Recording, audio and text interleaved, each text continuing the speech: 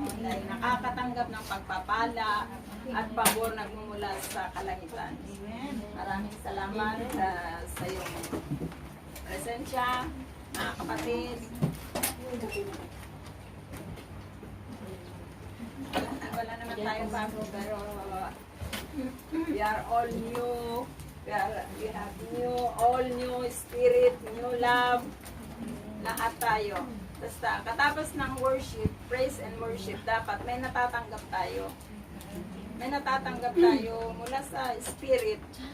If we worship the Lord with our spirit, meron siya binibigay sa atin. Hindi pwedeng wala. May healing, may deliverance. Basta kung tayo ay naka-tune in, connected with the Holy Spirit, meron tayong natatanggap. Hallelujah! Pumalakpak pa tayo muna lahat. Sasalita sa araw na ito. Hallelujah! Hallelujah! Welcome lahat. Wala tayong bago ngayon. Pero lahat tayo bago may bagong lagi si Sister Joanna ay ating Friday. Harito siya ulit ngayon. Ay, pastor na pala siya. Dito rin last Sunday. And next Sunday. Lagi na every Sunday and Friday. Hallelujah. Akin na po tinatawagan ang ating anointed one. Hallelujah!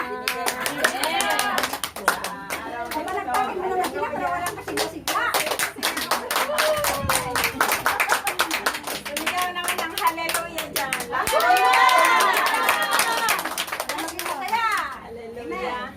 Akin na patatawagin ang ating kapatid. Although siya ay pang Saturday. Pero because of the grace of God, biyaya siya ng Panginoon sa araw na ito sa ating lahat. Siya naman ay natasan ng ating Panginoon na magsasalita sa araw na ito para sa Sunday Group. Maraming salamat sa kanyang buhay. Akin na po tinatawagan ang ating anointed. Kahit sa kanyang mga Facebook, siya ay anointed sa mga sharing the words of God.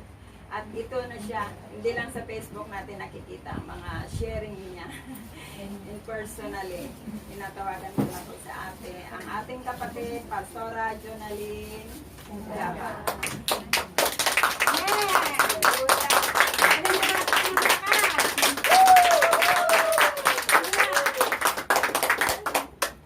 Small but terrible. Praise God. God is good. And is incredible. God The is words here. of God. Amen. Amen. Praise po ang Panginoon. Hallelujah. Let's pray. Hallelujah. Lord, we praise you, Father. We praise you, Jesus. We praise you, Holy Spirit. Lord, be magnified. Be glorified, Jesus. Be magnified, Father. Be magnified, Holy Spirit. Lord, salamat, Panginoon, sa araw na ito, Panginoon. Salamat, Lord God. Hallelujah. Panginoon, sinabi mo po sa iyong salita, Panginoon, na huwag ipagmalaki ng marunong ang kanyang karunungan. Ninang malakas ang kanyang kalakasan, ninang mayaman ang kanyang kayamanan. Kundi ang ipagmalaki po namin ay ang pagkakakilala at pagkakaunawa sa iyo, Panginoon. Dahil ito po ang kinalulugdan mo, Panginoon. This is what your delight, Father God. Lord, salamat, Panginoon, sa sandaling ito, Father God. Let your name be magnified. Let your name be glorified, Panginoon. Salamat, Lord God. Salamat, Lord, sa authority na pinagkalabos sa amin to trample down the snake and the scorpion, O God, and all the power of the enemy, Panginoon. Sinabi mo, Panginoon, that whatever you bound in earth shall be bound in heaven, and whatever you loose on earth shall be loose in heaven. Father God, binabay po namin ang lahat ng gawa at pakanan ng kaaway, Panginoon, sa aming kaisipan, sa aming puso, sa lugar na ito, Panginoon. And we release lamang, Panginoon, ang iyong banal na Espiritu, Panginoon, ang siya magkahari sa aming mga buhay, Panginoon, sa aming isip, Father God. Lord, binabayin po namin ang doubt in Jesus Christ's name, and we release faith, Father God, in Jesus Christ's name. Thank you, Most High God. Salamat po, Panginoon, sa karunungan. We declare wisdom, knowledge, and understanding, Panginoon. Thank you, Most High God, to you all the glory, honor, and praise in Jesus' name. Amen. Praise the Lord. Sabi sabi po ng isang lingkod ni, kung kilala niyo po si Prophet Sadu, sabi niya po, pag every time daw po na humaharap siya sa unahan, para daw kung may pumapagaspas na butterfly sa kanyang pinti. Buti ka sa kanya, butterfly lang, sa akin parang dinosaur. Ang lakas kasi ng kapog. Hallelujah. Mararanasan niyo rin po ito. So, ang ating pong topic is about the power of the word. So, ang text po ay matatagpuan sa John 1:1.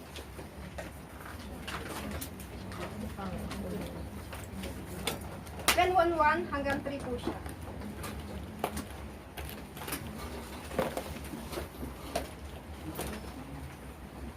Pwede ko po bang basahin? Basahin ko po. Praise God. Hallelujah. Sabi po dito, sa pasimula pa'y naroon na ang salita, kasama ng Diyos ang salita, at ang salita ay Diyos. Kasama na siya ng Diyos sa pasimula pa, at sa pamamagitan niya nilikha ang lahat ng bagay. At walang anumang nilikha ng hindi sa pamamagitan niya. So, lundag po tayo sa 12. Sabi po dito, ngunit ang lahat ng tumanggap at nanalig sa Kanya ay pinagkalooban niya ng karapatang maging anak ng Diyos. Praise God. Thank you, Lord. So, the power of the word. Kapatid, kung back to origin po tayo, makikita po talaga natin sa Genesis 1:26. Sinabi po doon na ngayon, lalangin natin ang tao at gagawin natin siyang kalarawan natin. So, doon po sa salitang natin, may kausap po si God doon. At yun po ay walang iba kundi ang ating Panginoong Hesus. Sapagkat siya po ay naroon na sa pasimula pa lamang. Amen. And then, sabi po ng Genesis 1:3, nung magkasala po ang tao, sabi po niya, ngayon, katulad na natin ang tao. So, ibig sabihin talaga may kausap si God. Amen po ba? And then, sabi po ng Genesis 11:17, na nung gumagawa po ang mga tao ng Tore ng Babel, sabi niya, puntahan natin. So, makikita po talaga natin na si Jesus po talaga ay naroon na sa pasimula pa lamang. Amen. So, at ako po mga kapatid ay pwede po makaano dito. May pakikita na. Ako po talaga ay nagulat na talaga sabi po sa Colossian po sabi doon na ang hiwagang ito ay natago sa atin ng mahabang panahon. So, but ito ay inihayag ng Diyos sa atin that Christ is in us. So, Christ is in us. Amen. At ito po ako nagulat talaga nang makita po yung cruciform DNA. Sa Google po siya. Cruciform DNA.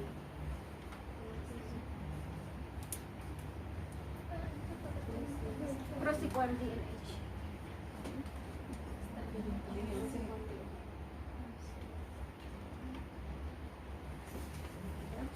Yeah. Cruciform DNA. Cruciform DNA. Yung ano siya, yung image niya. Okay. Cruciform DNA. Ano ito?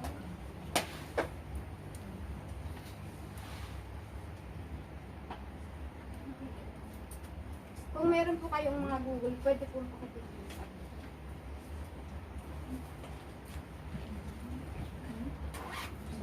Ito po siya, cruciform. Ha? Cruciform DNA po. Ang cruciform DNA po, maganda pa kasi po makita natin yung picture na talaga. Makikita po talaga natin that Jesus is in us. Opo, cruciform.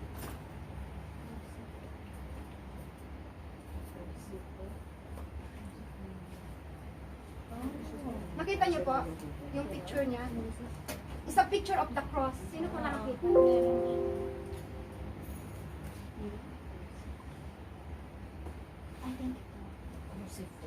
Nakita niyo po? Yung image niya.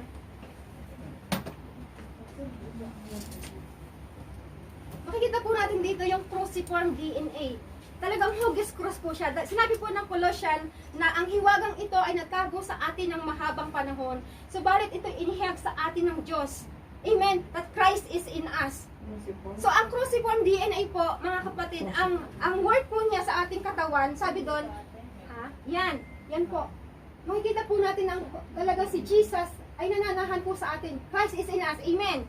At ang word po ng cruciform DNA sa ating katawan, sabi po dito sa John, yung binasa po natin, na John 1:12, Ngunit ang lahat ng tumanggap at nanalig sa Kanya ay pinagkalooban ng karapatang maging anak ng Diyos. Di ba ang nagpapatunayan ng isang anak through DNA? Ano po? So tayo po talaga ay anak ng Panginoon. At ang Diyos po, si Jesus po ay nananahan sa atin. At ang work po ng cruciform DNA sa atin is to build, to restore, and to repair. Di ba si Jesus pumunta dito to restore our relationship to God? Nagpunta po siya dito para i-repair po yung mga nasirang relasyon. I-repair po yung ating nasugatang puso. Dahil ang lahat po ay nagkasala. Amen po ba? At walang nakaabot sa kaharian ng Panginoon. At isa po pong patunay, mga kapatid, na talagang si Jesus ay nananahan sa atin. Sa Colossian, pakitype mo po ata yung lamin mo. Sa Colossian po,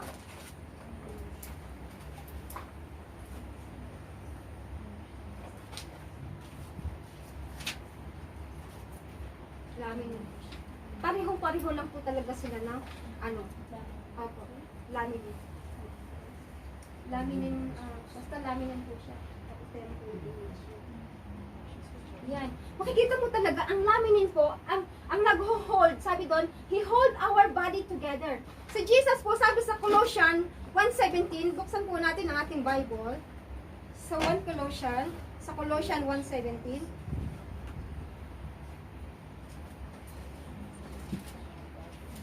Sino po nakabasa? Sino po nakakita? Sige, Colossians 1:17.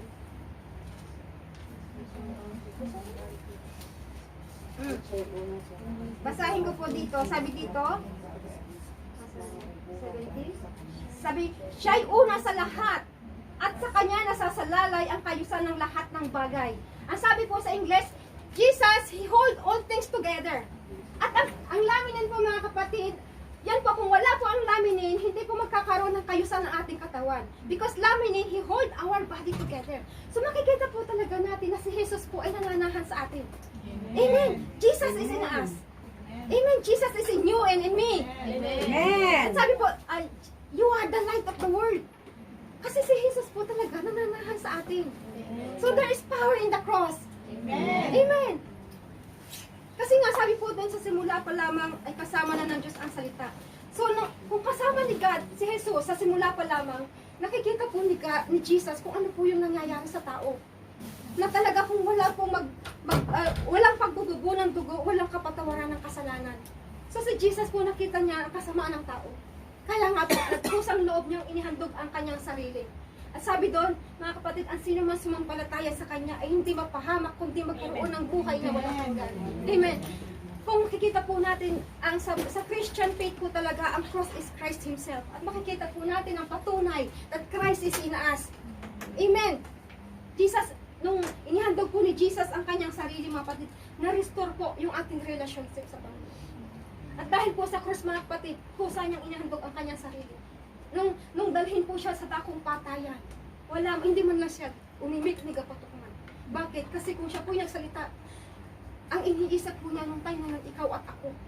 Kasi gusto niya magkaroon talaga ang lahat ng kaligtasan. Kasi sabi ng Panginoon, ang Diyos ay hindi natutuwa na ang tao ay mapahamak. Gusto niyang lahat tayo po ay mapunta sa langit. Kasi kiriniit po niya ang hell para sa devil and heaven for the people. Amen.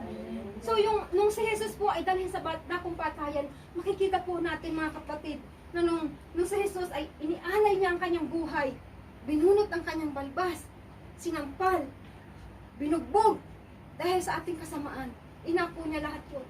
Pero hindi siya umimik ni kaputukan. Amen. Then sa Colossians po, sabi po dito, sa Colossians,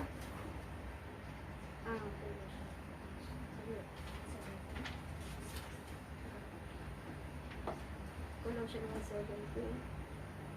1:17. Ephesians 4:14-16. 14? May 14 ba?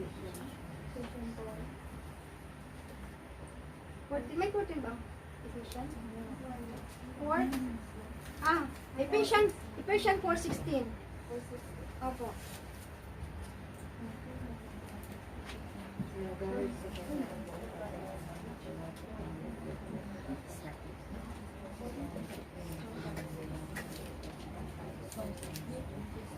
Sabi po dito sa Ephesians 4:16, sa pamamagitan niya ay nabubuo ang katawan mula sa mga bahaging pinag-ugnay-ugnay ng kasukasuan. At kung maayos na gumaganap ang katungkulan ng bawat bahagi, ang buong katawan ay lalaki at lalakas sa pamamagitan ng pag-ibig. So ang cruciform DNA po mga kapatid, sa pamamagitan ng cruciform DNA nagkakaugnay-ugnay ang bawat bahagi ng ating katawan. So Jesus talaga, si Jesus talaga mga kapatid ay nasa sa atin. Sabi dito nabubuo ang bawat, sabi dito sa ang buong katawan ay lalaki at lalakas sa pamamagitan ng pag-ibig. So mga kapatid, kung mahal po talaga natin ang ating sarili, mamahalin din po natin ang ating kapwa. Kasi yun po, yung compassion ni Jesus, bakit niya po inihandog ang kanyang sarili sa krus dahil po sa kanyang awat kapag sa atin. Mahal po ng Panginoon ang lahat ng tao. Amen. Amen. Kaya mga kapatid, kung mayroon man tayo na nagsasalita ng negative sa atin, nagiging pasaway, we need to love them. Kasi Jesus loves us so much. Amen. Sabi nga po ng isang lingkod ng Lord, meron po silang isang member sa church na pasaway at nagiging sanhi lagi ng pagkakasala. Minsan, nagiging sanhi ng division sa church. Then sabi po nung lingkod na yun, siya po yung nag-pray, Lord, ano po ang dapat yung gawin sa member na ito? Nagiging sanhi po siya ng pagkakabahabagi. Ang sabi po ng Panginoon sa kanya, nagpakita po si Jesus sa kanya, sabi niya, anak, tumitig ka sa akin mga mata. Tumitig po yung lingkod ng Lord sa mata niya, Jesus, at nakita niya yung babaeng yun na nagiging sanhi ng pagkakasala, pagkakabahagi ng church, nakita niya na pure, malinis. Sabi ni Jesus, ganyan kayo tinitingnan ng Ama sa aking mga mata. Kasi si Jesus po yung tagapamhigpitan. Amen. We need to love each other. Amen. Mahalin po natin ang ating kapwa. Sabi doon, mahalin mo ang iyong kapwa gaya ng iyong sarili. So kung mahal po natin ang ating sarili, ayaw po natin na masakitan ang ating sarili, ganun din po ang ating kapwa. Huwag po natin pasakitan ang ating kapwa. May kanya-kanya po tayong kahinaan. May kanya-kanya po tayong weaknesses. Amen. But we need to love each other because Jesus loves us so much. Hallelujah. And then, ano po yung benepisyo ng salita ng Panginoon? What is the benefit of the Word? Ang number 1 po, the Word will protect us. Then, Psalms 91, kung sino po yung nakaka-memorize nito, talagang napaka-powerful po ng verse na ito. Amen. Sabi doon, those who dwell in the shelter of the Most High shall abide the shadow of the Almighty. Then He will cover you with His feather, and under His wing you will find refuge. Pag tayo po nananahan sa Panginoon, kaya nga mga kapatid, pag tayo nakakilala sa Panginoon, huwag na po tayong umalis. Kasi sabi po ng Isaiah, ikaw ay mapapahamak kapag hindi nanatili ang iyong pananalig sa Diyos. Sabi doon, He will cover us with His feather. So mga kapatid, pag tayo po nasa Panginoon, puproteksyonan po tayo ng Lord. Meron po tayong protection talaga. Hindi po natin nakikita ng ating physical eye, but we are covered. Pinoproteksyonan po tayo ng pakpak ng Panginoon. He will cover us with His feather. Amen. Sabi doon, He will cover you with His feather, and under His wing you will find refuge. Sabi doon, you will not fear the terror of night, nor are the flies by day, nor the pestilence that stalk in the darkness, nor the plague that destroy at the midday. Ano po itong pestilence na to? Yung mga virus. Diba? So purihin ang Panginoon kasi dahil nga po covered tayo ng Panginoon, hindi po tayo naapektuhan ng virus na yan. Amen. We are covered by the blood of Jesus. Amen. Ang sabi pa doon, He will command His angel concerning you to guard you in all your ways. Naniniwala po ba tayo na may anghel? Amen. Ang sabi po ng Psalms 34 verse 7, anghel yung bantay ng may takot sa Diyos. Sa mga panganib sila'y kinukupkop. Totoo po yan, mga kapatid. Totoo po talaga na may anghel. Amen. Hindi po sila nagpapakita sa atin physically. Kasi kung makita po natin sila, maaring matakot tayo. Kasi po, they are powerful beings. Minsan, nagpapakita po sila sa mga panaginip. Katulad po nung asawa ni Mary, si Joseph. Di po ba sa panaginip nagpakita ang anghel kay Jacob. At meron po akong testimony, talagang mapapatunayan ko po talaga na meron po talagang anghel. Yes. One time po kasi ay nagpasting po ako that time. Meron po akong kahilingan sa Panginoon. At pag magpasting po, at pwede ko po i-share na to kasi sabi naman ng salita ng Panginoon, pag mag-aayuno ka, huwag mong ipagsabi. Pero ito naman po yung nakalibas na ano po, pwede na pong i-share. So that time, nagpasting po ako doon. Then pinili ko po yung isang room na yon. Then sabi po ng mga tao doon, mayroon daw po mga nagpapakitang kaiba po sa room na yon. And then hindi ko po namalayan dahil nga po dry fasting yung ginawa ko. Ako po ay nakatulog. And then maya-maya naramdaman ko po na may pumatong po sa aking dibdib. Then hindi po ako makakilos, hindi ko po maibuka yung aking mata. Hindi ko po makasigaw. Pero ang nasa isip ko, in Jesus' name, by the blood of Jesus. In Jesus' name. Then maya-maya nakita ko po talaga nagliwanag. Nakita ko po yung powerful being, yung dalawang tao talaga. Hindi pa po ako nakakita dito talaga. Masculine ba talaga tawag ko? Napaka ano nung kanang katawan? Oo, napakalaki nila, napakataas. Then nagniningning talaga yung kanilang kasuotan, maging yung kanilang mukha. Then dalawa po sila, isa dito. Nakatingin lang po sa akin ganun, parang mga sundalo. Meron po silang sword, espada. Nakaganyan lang po sa akin. Napakataas po talaga nila. Tapos napakalaki po ng katawan. Nagniningning po yung kanilang mata, yung kanyang mukha. So, pagkatapos nun, bigla na po ako nagising. So, ang mga anghel po, mga kapatid, hindi po talaga natin makikita. Minsan, hindi natin makita physically kasi maaaring matakot tayo talaga. Kasi po, mga kapatid, tingnan po natin, lagi po silang nasa presensya ng Lord. So, magniningning talaga sila. Kasi nung si Moses po ay nasa Mount Sinai, 40 days po siya doon. Pagbaba po niya ng bundok ay nagliliwanag po yung kanyang mukha kasi lagi po siya sa presence ng Lord. How much more the angel po. They are powerful being. So, sabi dito, He will cover you with His feathers. Sabi doon, He will command His angel concerning you. So, matatakot ba tayo? Hindi. Kasi we are protected. Amen. Meron pa tayong anghel. Bantay. Anghel yung bantay ng may takot sa Diyos sa mga panganib sila ikinakot. We are protected. Amen. Kaya nga mga kapatid, we need to meditate the Word of God. We need to declare. Amen. Kasi mga kapatid, hindi po magkakaroon ng power ang salita ng Panginoon kung hindi po natin i-declare. There is power in declaration. There is power in proclamation. Amen. Tingnan po natin sa war. Ang war po hindi mag-uumpisa kung wala po yung command ng wala yung commander of chief na magko-command. Wala pong magdi-declare. So, ganun din po sa ating bansang Pilipinas. Kung hindi po nag-declare yung Pangulo na linisin yung Manila Bay, magkakaroon po ba ng kaayusan yun? Pero, so, dahil po sa declaration ng Pangulo, ngayon ang ganda na ng Manila Bay. Sari-saring mga isda, napakalinis. So, there's power in declaration. Amen? Amen. We need to declare the Word of God. Amen. We need to meditate the Word of God. Amen. Kasi pag nag-meditate po tayo, magsisik in po yun sa ating spirit. And then yun po ang ating gagamitin sa panglaban sa naglalagablab na palaso ng masama. So, are you there? Amen. Praise God. So yun, we need to declare, we need to confess, and we need to pronounce and meditate the Word of God. Amen. And then, pangalawa po, anong oras sa umpisa? Hindi, 30 minutes lang po kasi we need to do.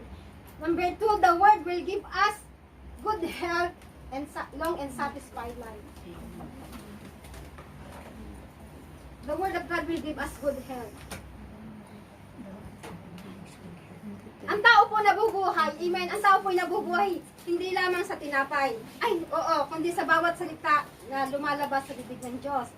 So, nabubuhay din ang tao sa pamamagitan ng pagkain natin. Amen.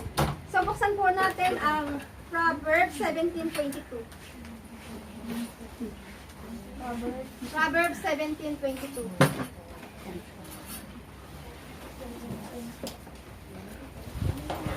Sino pong pwedeng bumasa? Laksayo. We need to declare the Word of God. 17:22. Sige na, basahin po. Baka hindi niya.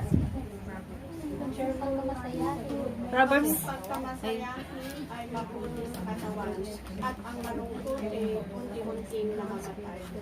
Proverbs chapter 17 verse 22. Amen.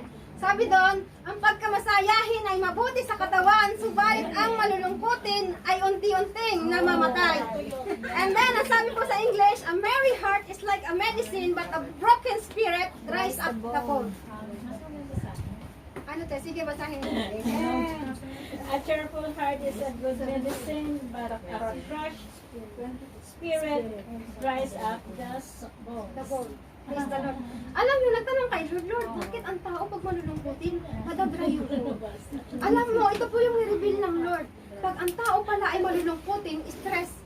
Stress. At alam nyo ba, ang tao kapag stress, marami pong sakit na makukuha. Amen. Isa na po yung, ang tao po mga kapatid, magkakaroon po siya ng hormonal imbalance, hormonal disorder, at nutritional imbalance. Kasi hindi po yan makakain ng maayos. Ngayon, may 7 cause po ng, meron pong 7 sign ng tao po ay may hormonal imbalance. Pag daw po tayo nakahipo dito ng bukol-bukol dito, sa pagitan ng yung mga bukol-bukol, gano'n, magkakaroon po ng hormonal imbalance. Tapos yun pong, yung pagbilis ng pintig ng pulso at pagbilis ng pintig ng heart natin, kapag mabilis po pala ang pintig ng pulso natin, mag-i-increase po yung oxygen. Ano po yung oxygen? Yung hangin. So ano mangyayari? Yung oxygen na yon, yung hangin na yon, mapupunta sa ating ulo. Kaya po, di ba, minsan may nasisiraan ng bait. Kasi, di ba, chronic stress po ang tawag doon. Nahanginan yung ulo. Oo, kaya may mga nasisiraan ng ulo. Isa po yung sa stress. Kaya nga sabi ni Jesus, unti-unting mamamatay. Isa pa po mga kapatid, kapag stress lagi po ang tao, ay bumababa po yung timbang niya. Meron din naman pong bumibigat ang timbang. Kasi po, kain ng kain. So, imbalance. Kailangan balance. Kasi God is a God of balance. Amen. Amen. Ano pa po yung sign na may hormonal, yung mga lump, yung mga bukol-bukol. Tapos yung pong heart attack, stroke, ang dami po talaga. Dahil ganito pala, pag ang tao po ay laging stress, ang tao po ay laging stress mga kapatid, hindi po siya makakain ng ayos. Amen. At pag hindi po nakakain ng maayos ang tao, hindi po kasi po, yun, it will dries up the bone. So, ang bone po pala natin ay pinaka-integral part ng ating katawan. Bakit? Dito po sa bone marrow, napoproduce yung white and red blood cells. Ang red blood cells po, yun po yung nagdadala ng oxygen sa ating katawan. Ang white blood cells po, mga kapatid, siya po yung nagdadala, sila po yung, ang white blood cells para silang mga sundalo. Na pag may nakita po silang foreign bacteria sa katawan natin, ina-atake nila yun, kaya hindi sila nakakarami. Kaya nga, pag maganda ang immune system natin, madali tayong gumaling. So, anong mangyari? Pag ang tao ay laging stress, nagkakaroon daw po siya ng chronic ulcer at yung uric acid. So, ang uric acid, hindi po yan maganda sa buto, nagkukos po yan ng osteoporosis. So, ang osteoporosis, yun po yung pag-fragile o pag-weaken ng buto. So, pag ang buto po natin weaken, hindi po siya makapag-produce ng white and red blood cells. Kapag hindi sila nakapag-produce ng white and red blood cells, sino po yung magdadala ng oxygen? Kaya nga, di ba sa hospital bumibili ng oxygen para masuplayan ng hangin. So, pag wala po yung white blood cells, sino po yung magpapahit sa bakterya? Kaya nga, minsan ang tao, pag lagi tapong stress, yung bakterya madaling kumalat. Kasi nga, yung hindi natin nabibigyan ng right nutrients yung ating buto. So, kinakailangan, don't worry. Be happy. Diba sabi ni Jesus sa Mateo 6, sabi doon, sino ang makapagpapahaba ng kanyang buhay sa pamamagitan ng pagkabalisa? Diba? So sabi doon, marami talagang nagagawang sakit. Kaya nga sabi dito sa Proverbs 17:22, ang pagkamasayahin ay mabuti sa katawan, ngunit ang malulungkutin ay unti-unting namamatay. Mamatay talaga tayo pag tayo lang stress. Kasi sino po, may natutunan po ba tayo? Amen! Hallelujah, purihin po ang Panginoon. So mga kapatid, pwede ko ba i-share yung sa pinsan mo po? Yes, okay. Yes. Nag-iinig ako. Yung pong pinsan at Timaymay, di ba namatay po siya dahil sa hormonal imbalance, no? Yes. Yung cancer. Kaya mga kapatid, be careful po talaga tayo. Dahil sa stress, no? Huwag po tayo masyadong mag-stress. Ako din po, 2 years ago mga kapatid, umuwi po ako kasi may nakapa po akong bukol sa aking dibdib. So nagpaalam po ako sa amo ko, ma'am, pwede ba akong umuwi para magpa-general check-up. So nung ako po in-ultrasound, nakita hindi lang po isang cyst, kundi multiple cyst. So sabi ko, Dok, ano po yung cause niyan? Bakit nagkakaroon ng ganito? Sabi po ng doktor, dahil OFW ka, nutritional imbalance din. Kasi puro naman noodles talaga, ganon. Walang maayos na pagkain. Tapos nakakalanghap po tayo ng mga strong chemical, mga sunrocks, ganon. So, pag uwi ko po dito, ang ginawa ko talaga, kumain ng prutas, tapos gulay, ganon. Tapos yung raw honey. Kasi maganda po talaga yung wild honey. Be careful din tayo sa pagpili ng honey kasi may mga fabricated na honey yan. Yung wild honey kasi sabi ni Solomon, my son, eat honey for this is good. So yun, purihin po ang Panginoon after 1 month. Wala na po yung bukol sa sila. Isa rin po nagkakasakit ang tao dahil sa pagkain. So be careful tayo. At ito pa po mga kapatid sa Daniel. Okay, sabihin lang. Daniel 1:11 to 16. Basahin po natin, maganda siya. 11, ay Daniel 1:11 to 16. Daniel 1:11 to 16. Sino po nakakita? Pwedeng basahin.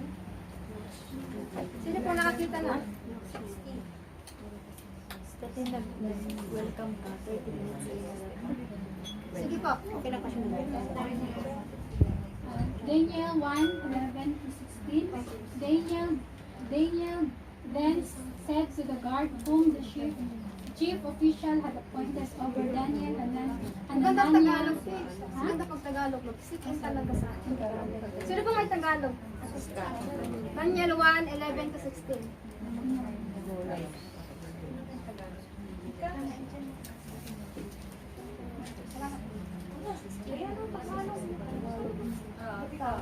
English. Chapter 1, verse 11 to 16. Chapter 1, verse 11. To 16. Sino po? With power, basahin with the power. 11. English po ako sa English.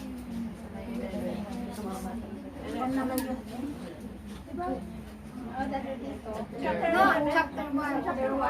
Verse 11 to 16. Verse 11 to 16. Dahil dito, lumapit si Daniel sa bantay na nangangalaga sa kanila. Sinabi niya, subukin ninyo kami sa loob ng 10 araw. Gulay lamang at tubig ang ibigay ninyo sa amin. Pagkatapos, pagparisin ninyo kami ng mga kasinggulan naming pinakakain ninyo ng pagkain bigay ng hari at tingnan ninyo ang magiging resulta. At sinubok nga sila sa loob ng 10 araw.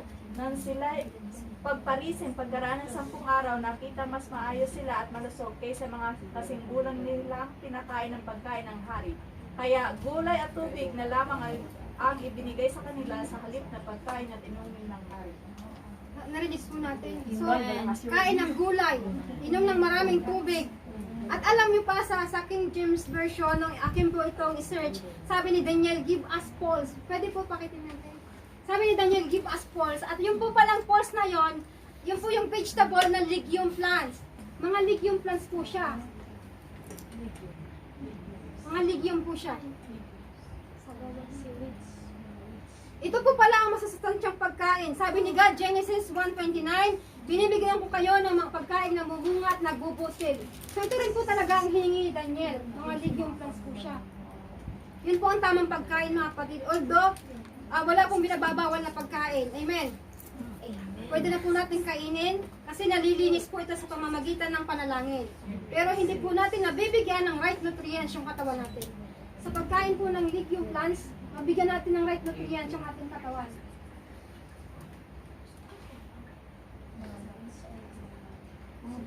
Mga buto-buto po siya.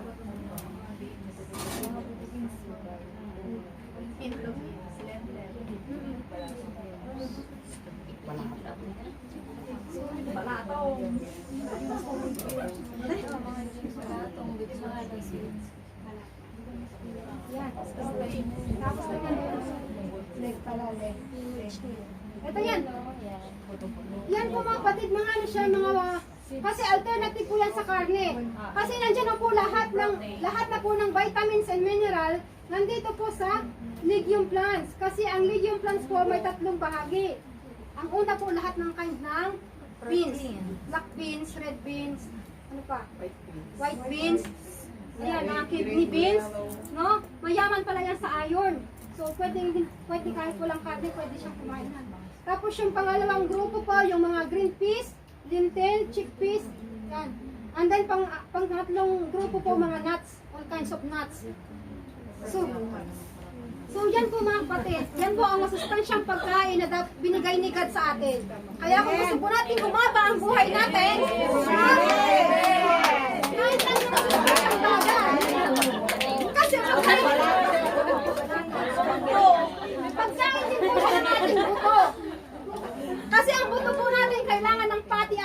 kumbaga sasakyan, pag ang sasakyan walang langis, hindi tatakbo. Kaya nga minsan nagkakaroon ng arthritis, kulang na mga fatty acid, ng calcium, gano'n. So yan po, nandiyan na lahat ng vitamins and minerals, iron, calcium, manganese, zinc. Nandiyan na po lahat. So, sabi doon, nung pagparisin sila Daniel, nakita na mas malusog at mas matatalino. So, tatalino pala tayo pag tayo kumain ng buto-buto. At pagkain din po siya ng ating buto. Amen! Yan po ang hiningi ni Daniel, pulse. Ang pulse po is yung plants. So, kung gusto po natin humaba ang buhay natin, kaya pala yung mga tao ng unang panahon, mahahaba ang buhay kasi sinunod nila yung sinabi ni God. Genesis 1:29. Binibigyan kayo ng mga bungang, mga punong kahoy na nagbubunga at mga halamang nagbubutil. So, butil siya. Mga butil. Mga seed. So, pag kumain pala tayo niyan, malakas po yung ating buto kasi nandiyan na po lahat, iron, calcium, fatty acid, nandiyan po. Need po ng buto ang fatty acid, calcium.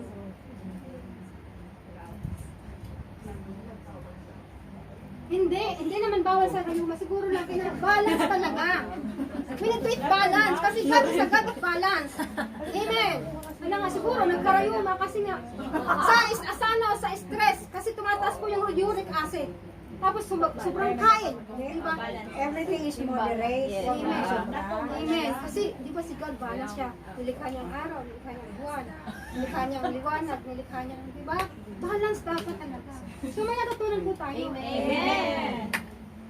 So kung gusto po natin magkaroon ng hormonal imbalance yun, yung verse po natin, Proverbs 17:22, tapos yung Genesis 1:29, Daniel 1:2. Ephesians 6:1 and 2. Yan, sa pa po ito. Para humaba po ang buhay natin. Ephesians 6:1 and 2. Ephesians 6:1 and 2. Sino pong pwedeng bumasa?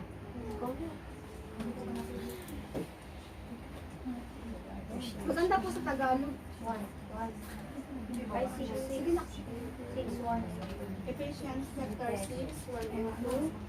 Mga anak, sundin ninyo ang inyong magulang, alang-alang sa Panginoon, sapagkat ito ang nararapat. Verse 2, igalan mo ang iyong ama at ina, ito ang unang utos ng may kalakip na pangako. Ganito ang pangako. Ikaw ay giginhawa at lalawit ang iyong buhay dito sa lupa. Verse 4, Hanggang na lang po. So yun mga kapatid, kung gusto po pala natin bumaba ang buhay natin, we need to honor our parents. We need to respect our parents. Kasi bilang mga anak po mga kapatid, wag po natin ipahiya ang ating magulang. Isa po yan, we need to honor them. Wag po natin sabihin, tatay ko naman lasinggero, tatay ko naman sigalero, ganun no. Wag po natin ipahiya ang magulang natin, we need to honor them. We need to cover them. Amen? Kasi kung babasahin po natin yung kay Noah, no? Nung si Noah po ay nalasing, no? Tapos nakita siyang hubad. Ang ginawa po nakita po siya ni Cam, at ginawa po ni Cam ay sinabi doon sa kanyang dalawang kapatid. Tapos pagkagising po ni Noah, isinumpa niya po si Cam. Sabi ko, Lord, bakit mo isinumpa si Cam? Yun pala mga kapatid, nakita na ni Cam na hubad po yung ama, dapat kinubera na lang. Hindi na dapat pagsabi. Ganun din po sa atin. Kinakailangan, we need to cover our parents, we need to honor them. Kubiran po natin kung ano man yung mga kahihiyan nila, no? Huwag po natin isabihin, huwag po natin isabihin yung mga weakness ng ating magulang. Hahaba ang buhay natin. At kaya naman mga kapatid, yung blessing po ni Noah dun sa dalawa niyang kapatid, sabi doon, o ikaw Cam ay sumpain, sa iyong kapatid ay paalipin. Anong nangyari kay Cam? Talaga po, hindi naging magandang buhay ni Cam. Kasi yung dalawang kapatid niya naging blessed. Kasi, di ba, sa kanila nagmula ang lahi ni Abraham. Di ba, naging blessed po yan yung dalawang kapatid. Kaya nga mga kapatid, kung gusto natin humaba ang buhay natin, we need to honor and respect our parents. Amen ba? Amen. Then, last na po ito. The word of God will give us wisdom. Proverbs 1:7 po.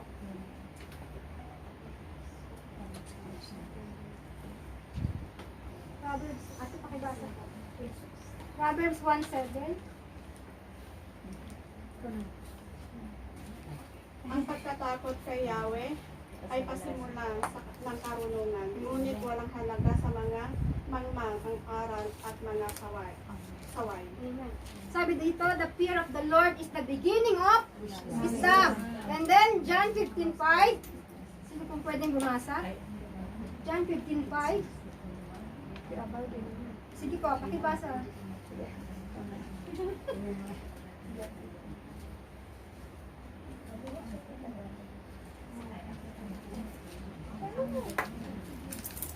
Sige na, just John 15:5.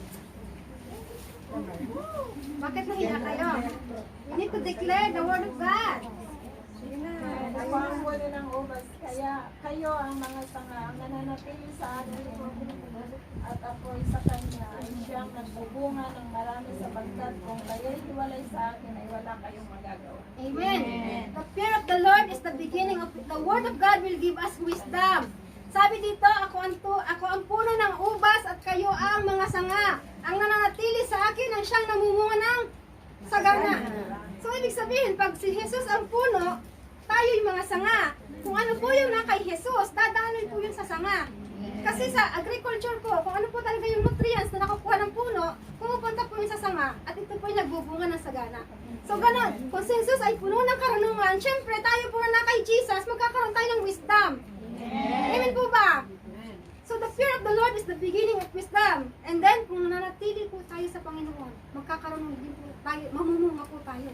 Ano po yung bunga na yun? Makabunga ng mangga, hindi po. Hindi po tayo dapat magbunga ng maasim, no? Magbunga, ay, okay naman pala yun.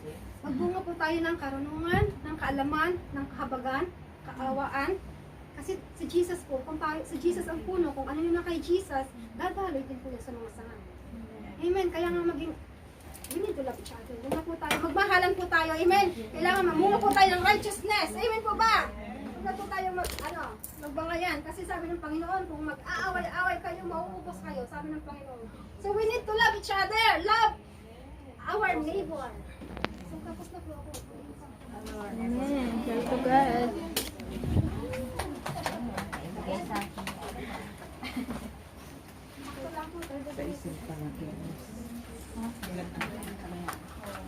Kaya tutunan na tayo. Amen. Hallelujah.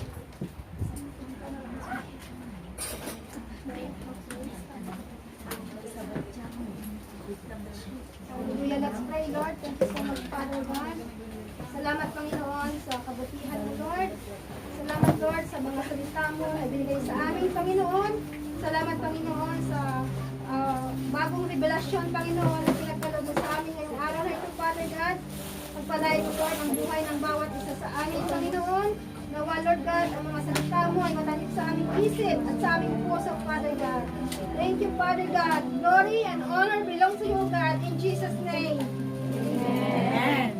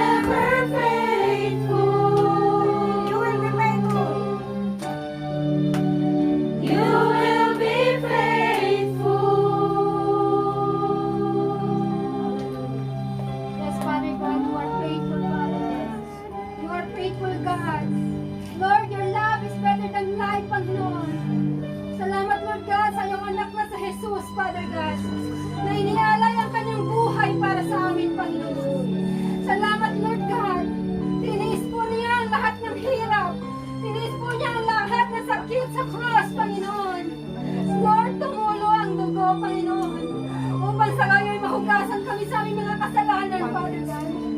Tumulo ang masaganang dugo na patungan siya ng corona at tinik, Panginoon. Hallelujah. Salamat, Father God, sa iyong dakilang pag-ibig, Panginoon. Salamat, Lord God, na kahit kami, Panginoon, ay lagi nagkakamali, lagi nagkukulang. Subalit pag kami lumapit sa iyo, dalawang kamay mo kami tinatanggap, Father God. Like a prodigal son, Panginoon. Because you love us so much, Father God. Salamat, Lord, sa iyong dakilang pag-ibig, Panginoon. Hallelujah. Salamat, Abba, Father. Lord, tinis ni Jesus ang lahat ng sakit at hirap. Sinampal siya, Panginoon. Binuhat ang kanyang balbas. Tinatsakan. Pinampas, Panginoon. Hallelujah. Subalit hindi siya umimik na kapatukman. Katulad niya isang tupa, hatid sa patayan, Panginoon. Wala man lang dumamay. Wala man lang nagsanggalang, Panginoon. Inibig ni Yahweh na sa iyo ay pataw ang parusang kami ang dapat tumanggap. Subalit sa dahil sa iyong dakilang pag-ibig sa amin, dahil ayaw mong mapahamak, Panginoon. Kung saan mong inialay ang iyong sarili para sa amin, Lord, thank you. Thank you for the cross, Father God. Thank you for the benefit of the cross, Lord. Hallelujah. Salamat, Abba, Father, your love, Panginoon. Hallelujah. Sinabi mo, Panginoon, na kahit kami marami sa kasalanan, kaya mo kami gawing pasilak sa kabutihan. Kung kami ay magpapakumbaba at lalapit sa iyong harapan, Panginoon. Hallelujah. Lord, hindi mo tinitingnan kung gaano, Panginoon, yung karamihan namin. Subalit, Panginoon. Lord, gusto mo kaming lahat ay manumbalik sa iyo, Panginoon. Sapagkat ang lahat ay nagkasala. Walang sino mang perfecto dito sa mundo, Panginoon. Salamat, Lord. Salamat, Lord. You love us so much, Panginoon. Salamat, Panginoon. Salamat, O God. Hallelujah. Napakabuti mo, Panginoon. Napakadakila ng iyong pag-ibig, Panginoon. Thank you, Most High God. Salamat, Lord, sa mga salita mo, Panginoon, na binigay sa amin. Ang mga salita mo ay kapangyarihan. Ang salita mo ay siyang kapangyarihan at karunungan ng Diyos sa mga sumasampalataya, Panginoon. Salamat, Lord. Salamat sa karunungan. Salamat, Panginoon, sa proteksyon. Salamat, Lord God, sa mahabang buhay. Hallelujah. Thank you, Abba, Father. Thank you, Abba, Father. Thank you, Jesus. You are faithful, God. You are a loving Father. Thank you, Jesus. Thank you, Most High God. Glory, honor, highest praises, adoration belong to you, Lord. In Jesus Christ's name. Amen.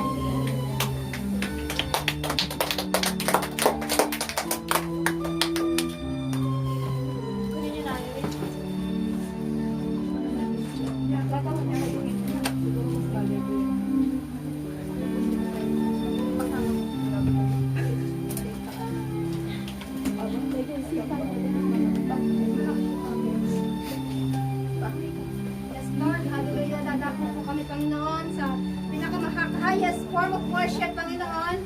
Dahil dito, Panginoon, nagkaroon kami ng kaligtasan, Father God. Salamat, Lord God, sa mga elementong ito, Panginoon. Pagpalain mo, Panginoon, ang magdadala nito, Panginoon, at ang bawat kapatid na magpapartake dito, Father God. Salamat sa buhay ng bawat isa. Lord, habang iniinom namin, kinakain ito, Panginoon, magkakaroon kami ng kagalingan, Panginoon, sa aming buhay. Physical, spiritual, lahat, Panginoon. Salamat sa restoration, breakthrough, Panginoon. Thank you, Abba, Father.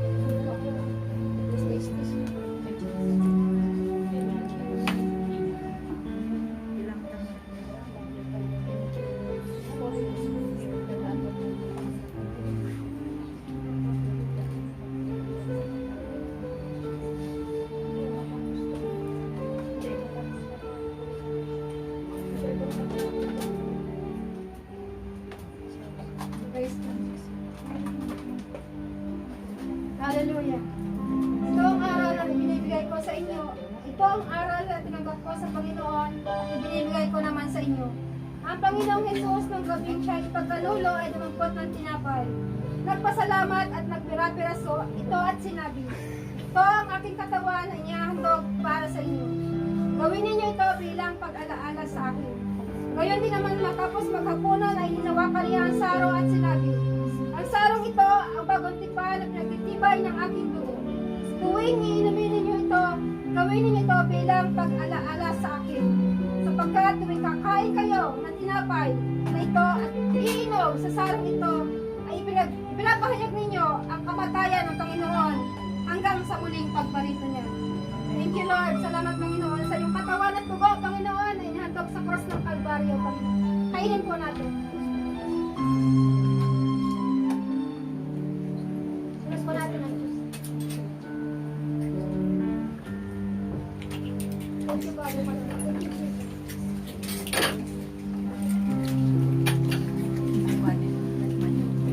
Pinuha na niya.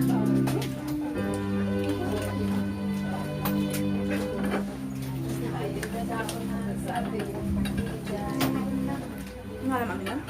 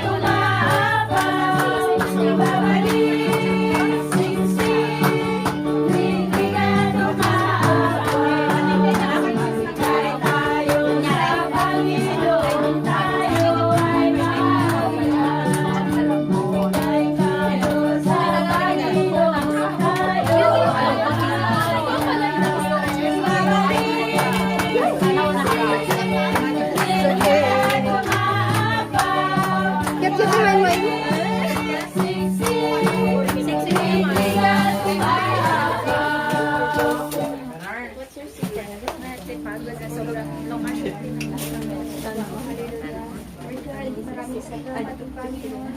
Andito po kami, Lord God, upang ihandog namin ang bagay para sa iyo lamang, O Panginoon. Hallelujah, Lord God. Sabi mo sa iyong salita, ibigay mo ang kapo sa aking templo upang matugunan ang pangailangan ng aking templo, O Panginoon. Hallelujah, Lord God. At bubuksan ang durungawan ng kalangitan upang ibuhos ang pagpapala at masagana sa inyong kabuhayan. Hallelujah, Lord God. Maraming salamat, O Lord God, sa mga taong nagbibigay para sa iyo, Lord God, at sa mga employer namin, Lord God, na siyang nagdadaloy mula sa iyo, Lord God. Bless them, O Panginoon. Naway bigyan mo sila ng masaganang pagpapala, Lord God, sa kanilang pangkabuhayan, sa protection, O Panginoon. Hallelujah, Lord God. Bigyan mo sila ng kapayapaan, kasaganahan sa pamilya, O Lord God. At lalong-lalo na, Lord God, ibuhos mo sa kanila ang pag-iibigan, Lord God, pagkakaunawaan sa bawat isa, Lord God. Lalo na rin po ang mga nagbibigay at yung mga lingkod, O Lord God. Hallelujah, Lord God. Bind us, Lord God, unity to love each other. Hallelujah. To God be the glory and honor. In Jesus' name we pray. Amen. Basta ka. Kain ka muna.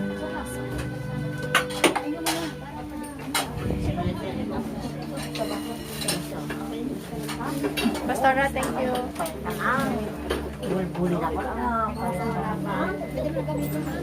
Huwag yung ganito mo, girl.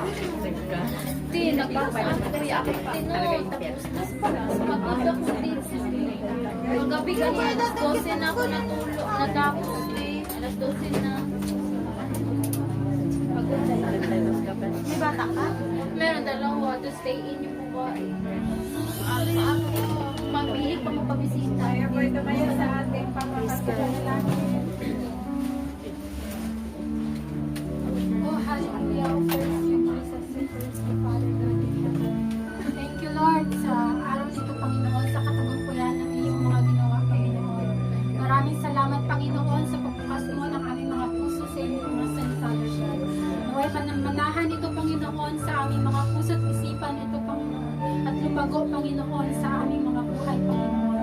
Thank you, Lord, for the fruit of the Holy Spirit na pinagkaloob mo sa amin, sa aming Panginoon, sa mula ng pagtanggap namin, Panginoon, sa iyo. Maraming salamat, Panginoon, sa buhay ng iyong mga anak, Panginoon, na patuloy na nagpapagamit, Panginoon, para sa iyong kaluwalhatian, God. Thank you so much, Lord, sa mga pagpapalang pinagkaloob mo sa amin. Receive it, Lord God. And maraming salamat, Panginoon, sa pagpapala ng karunungan, Panginoon, sa anak mo, Panginoon, na naghayag ng iyong mga salita, Panginoon. Silyuhan mo, Panginoon, na banal na dugo ni Hesus Kristo ang lahat ng mga pagpapala, Panginoon, ay pinagkaloob mo sa oras na ito, Panginoon. For you alone, the